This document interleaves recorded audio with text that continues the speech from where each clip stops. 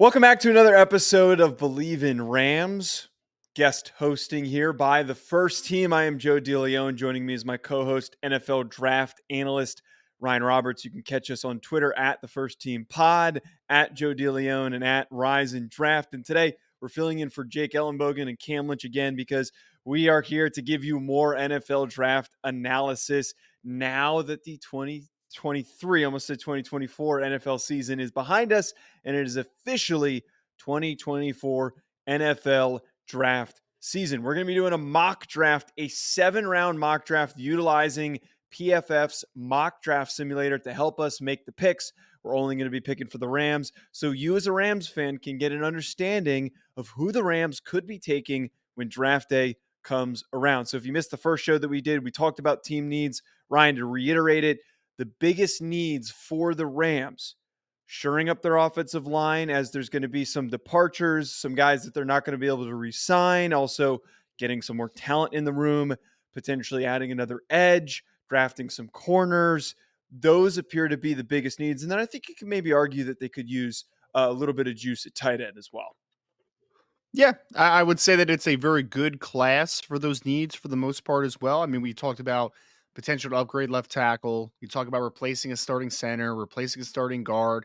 It's a pretty dang good offensive line class. Defensive end wise, some good edges in the class as well. And then if you need a corner value in pretty much any rounds in the 2024 NFL draft, you can find it, depending on the scheme that you're looking for. So I think this is a very good draft for the Rams because I think that it does align with a lot of their needs. The Rams have some needs where you don't always want to have needs, right? Like they're pretty paramount positions, especially like left tackle, center, cornerback, edge. But overall, this is the class that you can mitigate that a little bit and find some value throughout. Yeah, it is a really good class for what the Rams are going to need to build on going Yep. into 2024. They had a young roster of late round picks last year, and they're now in a position here to get some early round talent. And also, they'll probably get a lot of early contributions from these guys because they've been a team that has found value and success from a number of their rookies or second year players. So let's kick things off, Ryan, starting Yep. us off here with pick 19 in the first round.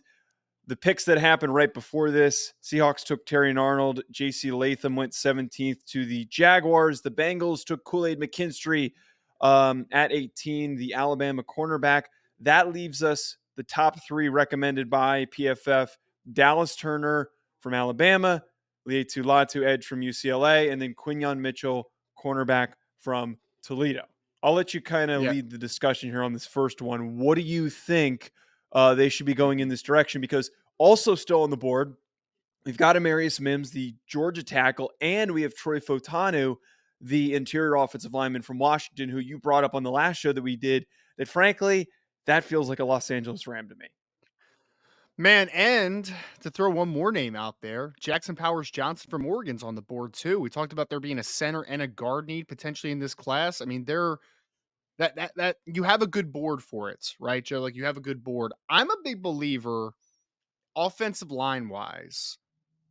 I really love Amarius Mims, but there is still some question marks as far as overall readiness to play based upon Mm-hmm. experience. And obviously, also, he's only played right tackle at Georgia. So, the Rams have a very good right tackle already in Rob Havenstein. So, you really need a left tackle potentially because last year you were dealt with, Yep. playing Alaric Johnson a lot at left tackle. So, it's a little bit of a question mark. I would honestly lean Troy Fontanu out of Washington because I think that the Rams have a couple spots on their offensive line in general. If they don't re-sign Kevin Dotson, if they don't re-sign Coleman Shelton, you have a guy in Troy Fontanu that can kind of work at either spot potentially. I think he could obviously play guard. I think he could definitely play center as well if you needed him to. And then heck, man, if he's your best left offensive tackle, he's got 34 plus inch arms. It's not unrealistic to think that he can't play that a little bit in spurts as well. So he might I think he might fit into a couple Yep. different spots, which could kind of kill two birds with one stone or three birds with one stone potentially.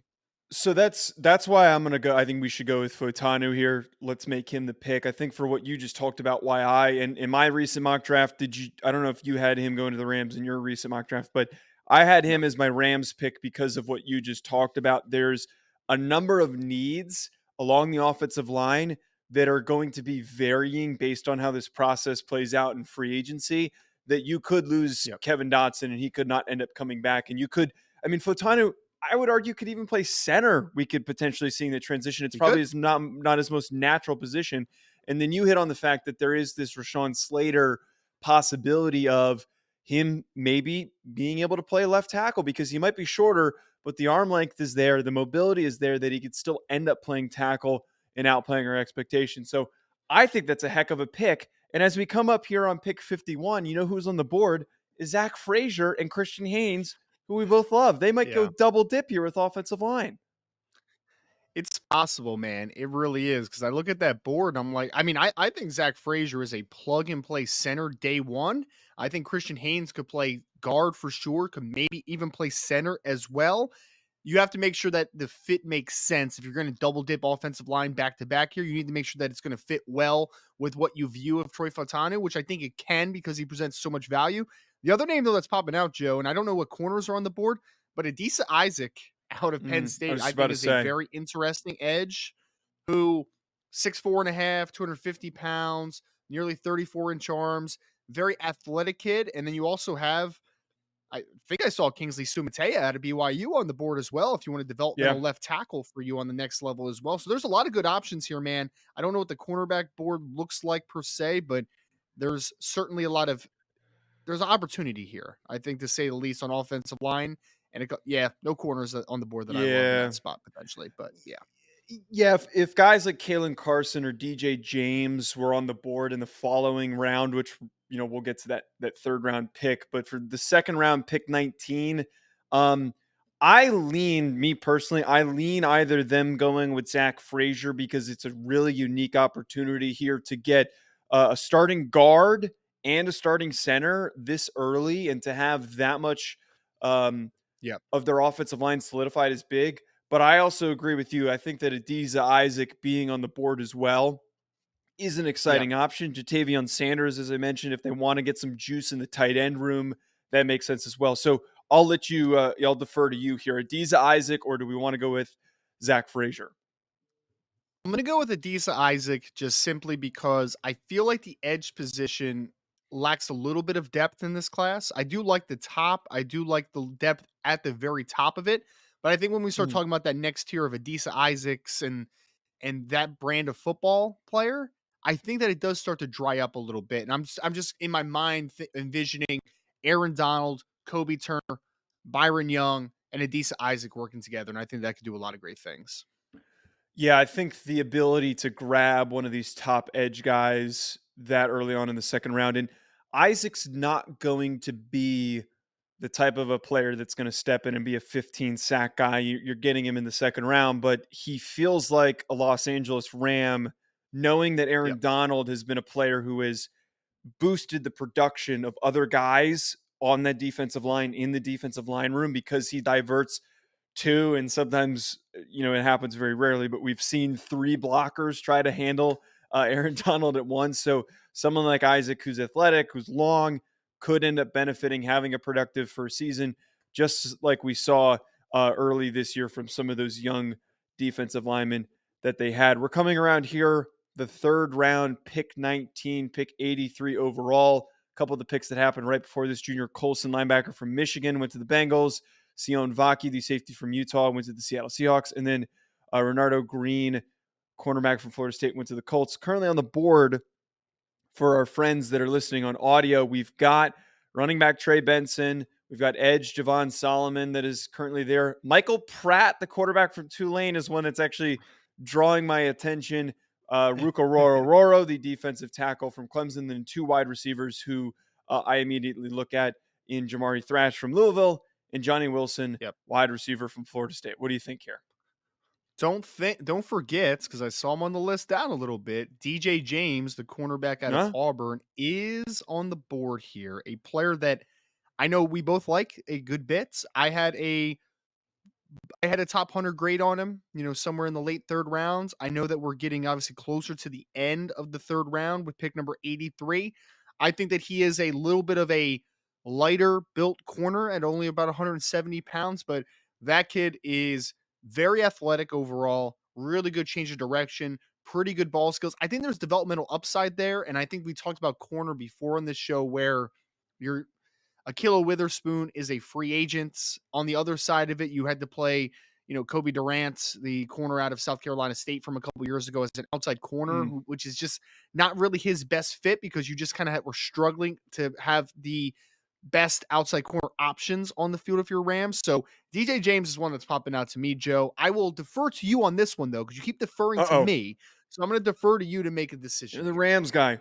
You're the Rams guy. I'm driving the ship here. Okay, I agree with DJ James. I lean DJ Yep. James, but before we make Okay. this pick, your thoughts on Yes. if we took Michael Pratt as the solidified go-to backup quarterback and then maybe the Yep. guy of the future if Matthew Stafford is moved on from in let's say 3 years. What do you think of the thought of doing that? Does he even really fit the scheme? Like what do you think there? Yeah. Yeah, he fits the scheme. I think that he would do pretty well in what Sean McVay wants to do. It's a very movement-based system, whole lot of Mhm. crossing routes, overs, heavy play action oriented team. I think he would do really well because honestly, a lot of the stuff that he did at Tulane is pretty compatible or comparable to what the LA Rams like to do offensively under Coach McVay. I would say this though, Joe, today that we're recording this, I wouldn't be okay with it because there's Oh, still a need a corner. There's still a need at okay. offensive tackle potentially. Okay. But I'm just prefacing this to say in about a month or a little over, around April, this conversation could completely change because we're doing this before free agency. We don't Okay. know, are they going to shore up a cornerback spot? Are they going to shore up an offensive tackle option? Are you going to feel better about the edge depth? So I personally would be okay with going Michael Pratt if you felt confident enough after free agency. So all that to say is this opinion can change. Today, I would lean corner. Quarterback might be on the table though, depending on how free agency shakes out for the Rams. Okay, so I grabbed Cooper Beebe's DJ still on the James. board? Yeah, Cooper this is a Beebe's still on the board. What the very Sorry. interesting the PFF rankings. No, you bring up a really good That's point that he is still there on the board. We're up here, and the pick I ended up giving them, I went with DJ James, the Auburn cornerback. You sold me on it. Round 3, Yep. pick 37. They have a ton of draft picks. We're here at the end of the third round. As you mentioned, Cooper Beebe, the guard from Kansas State, still on the board. Bucky Yeah. Irving, the running back from Oregon, is on the board. Pitt tackle Matt Goncalves, quality player. Okay, Kalen King is still here. What PFF? What are we doing? We're not taking It Kalen King because that is the most. Why? That's He's on the no. board. He is not going to be there, and I am not going to put out a product that includes Kalen King that's still on the board this late. My attention is immediately drawn to potentially taking Cooper Beebe or Matt Goncalves. What Yep. do you think about either one of those players? Man. Well, let me ask you a question to lead into the conversation. Okay. Ideally, what position would you want to play Troy Fontanu at? Because that could change my opinion on this pick personally. It could change it. Well, I mean that's a really good point. I almost you're not drafting Goncalves to be your starting tackle. Like I'm taking that as just depth and having a quality Sure. player. Not the Yep. sexiest move I'm going to be making in the end of the third round, but I want to say if BB's still there, I think you can't pass up on him, right? Figure out He's who definitely the better shuffles player. where. He Yeah. is definitely the better football player out of Matt Goncalves and Cooper Beebe. Beebe is the better player. Goncalves, obviously, though, is a true tackle. So if you don't view Fontanu as a tackle option for the Rams, you get into that little blur of, do you need to get tackled at some point? Do you need to find assurance? And again, this could completely change after free agency. I'm okay with going with Cooper Beebe though, because one, I don't think he's going to be there at pick 100. I very doubt that he will be, and I think that you get a starting guard potentially here in the third round. Okay, so let's go. I think we go with Cooper Beebe because I think there's a realistic world where he does still end up on the board in the end of the third round. Maybe he doesn't test as well. Maybe some other guys end up sliding just a little bit above him. Him Yep. being there is tremendous value. And I think that for a team that has a lot of shuffling faces in and out of that offensive line room, you gotta not you can't pass up on a guy who's as stout as a blocker as Cooper Beebe from Kansas State. So Sure. we're gonna go with him. The next pick, we're moving all the way down to the 5th round, pick 19. We blew all the way through some of the notable names that it is suggesting to us. We've got AJ Barner, the tight end from Michigan, Cedric Gray, the You, linebacker from you North missed Joe Carolina. Milton. You missed Joe Milton. You forgot Joe Shut your Milton's name. mouth. Shut your mouth. We're not. I'm very roused by the fact that Theo Johnson, the tight end from Penn State, is on the board. That feels like a Rams player. And then lastly, I'm intrigued by Cole Bishop, the safety from Utah, being available to be selected. Is there any chance that I could just take a Also, by the quick way, we look have at the back-to-back offensive picks. tackle By board? the way, we Yes. have back-to-back picks Oh, we here with 153 do. and 154. All So right. we get to Well, double pick. can we lock Theo Johnson in then, and then discuss the next pick after this? All I right. mean, because I I would love to agree. get Theo Johnson as far as those two. Get the elite athlete at tight end that fell this far in the 5th Yeah. round, and you're not I, going to be upset over it. I mean, that's a steal. That's an absolute steal that you're going to get a player like that. quite simply, I would be shocked if Theo Johnson is there at that selection, simply because we're not even talking about on-field production, because he didn't have the greatest production at Penn State. I think he had a little over 300 yards last year and 7 touchdowns, but we have been told, and it is anticipated, that he's going to go to Indianapolis at 6'6" plus and 250 plus pounds and run in the 4.4s, right? So if he does that, there's zero Mhm. chance just about that he'll be available at that spot. But I guess crazier things have happened. I was going to ask Joe, if I Okay, may, can I see of the course. offensive tackle board? I see Javon Foster is there from Missouri, who would be an okay selection at this spot, but I'm just curious if there's any other offensive tackles that I would prefer in this range. Roger Uh Rosengarten's on the board. What? What? What? Again, PFF for some reason does not like Roger Rosengarten as much as we do. All right, okay, here's my pitch right Yes. now. I think we go with Okay. Cedric Gray because we have addressed offensive line twice already, and I know that best Okay. available guys on the board, we want to take them. Cedric Gray is an athletic linebacker who maybe doesn't start right away that I think provides some youth to the position group because like right now, who are the Rams linebackers that are like really worth getting Christian excited about? Roseboom, I think baby. say it Christian again. Roseboom, Christian Roseboom, former South Dakota State great. Yeah, I'm taking Cedric Gray. Okay, I think I'm taking it's Cedric Gray, and fine, I think we're man. gonna both Take be him. happy. That's fine. Yeah, he's an athletic kid. I wasn't the biggest fan of his film, but in this range, getting a backup linebacker that can at least compete on special teams and give you depth, I'm fine with it, man. I'm fine with it. That's fine. Okay, so we're back here, round 5, pick 43. We're gonna probably go a little quicker on these later picks. Pitch Yep. to you. They already obviously have Kyron Williams, who has proven to be a really good starting running back.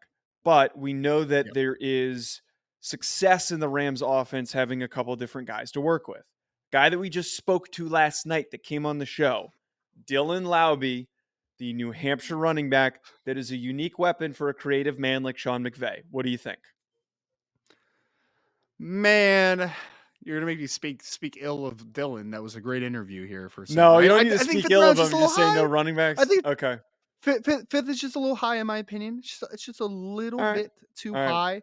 high. I I would prefer, just looking at this board, I'm just working down a little bit. Ethan Driscoll's popping out to me, the developmental offensive tackle from Marshall, I who think I think has a lot we of could tools to wait and work get him with. later. I think we can wait and get Ethan Driscoll later.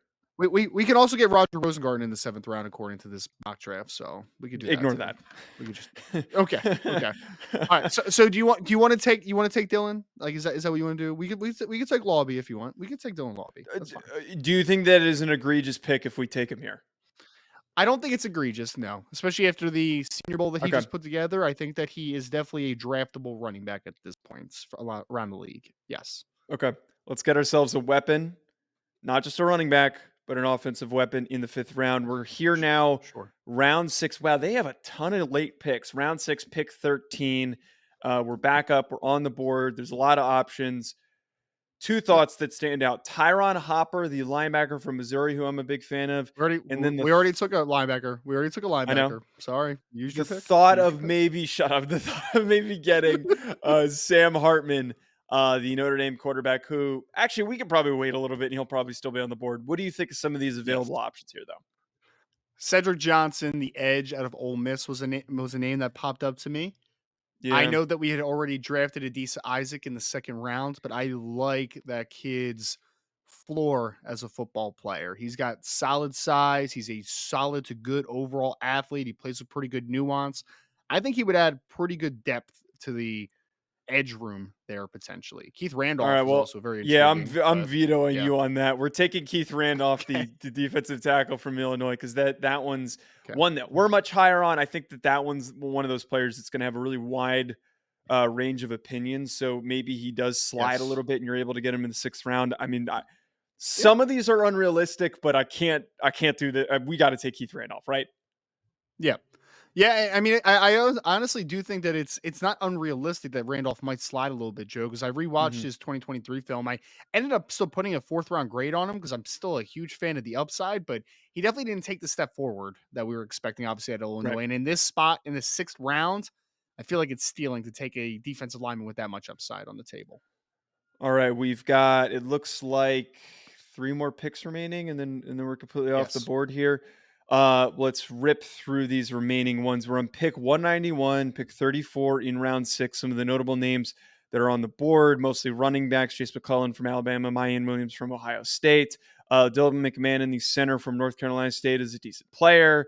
Talia Tagovailoa, the quarterback from Maryland.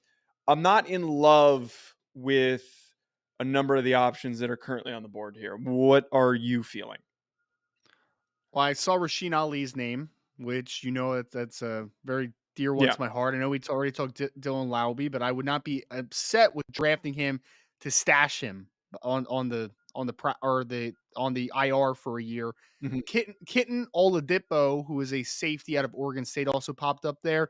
Not the rangiest player of all time, but he's a very physical downhill player who always seems to be around the football. And the Rams could always use a little bit of safety help in that regard as well. So Oladipo is one that popped, and obviously Rasheen Ali, if we could stash him on the IR for a year as a running back. Yeah, Oladipo and Tanner Bortolini, who might be on the board for our next pick. I really like the thought of, but we've only really taken one defensive back, and it feels like the Rams secondary is lacking a little bit of depth. So, do you want to go with Katan Oladipo as our pick here, the Yeah, safety from Oregon State? let's do it. At least his physicality at worst will provide some special teams value, and if he's never Right. anything substantial as a starting safety. Yeah, we're in the sixth round, so any of those guys that are going to be special teams players, great value. Tanner Bortolini, we've got back-to-back picks here. Round 6, 39 and 40, picks 217 and Yep. 218. Anthony Belton's not in the draft from NC State. That's another conversation for another day. Donovan Jennings actually is a kid that I've liked for a couple years out of South Okay. Florida. He's a little bit of a shorter arm guy, so he's probably going to move inside. Otherwise, if we want to look at corner, that would be the other spot that pops up to me personally, offensive tackle and corner. I'm taking Daquan Hardy. That's my choice. Okay. Who is your Okay. choice for this final pick for the Los Angeles Rams? I'll take Donovan Jennings, the offensive tackle from South Florida. Experience playing left tackle exclusively at South Florida, but he's got 32 and sub-inch arm, so I think he's going to move inside the guard on the next level. So it looks like we had ourselves a pretty successful 2024 NFL draft for the Los Angeles Rams. Folks, let us know what you think. If you're tuning in on YouTube, if you're tuning in on audio, let us know what you think at Joe DeLeone, at Rising Draft, at First Team Pod. And if you're tuning in on Bally's Sports West, hope you enjoyed doing this mock draft with us. For the rest of your week, folks, we'll talk to you soon.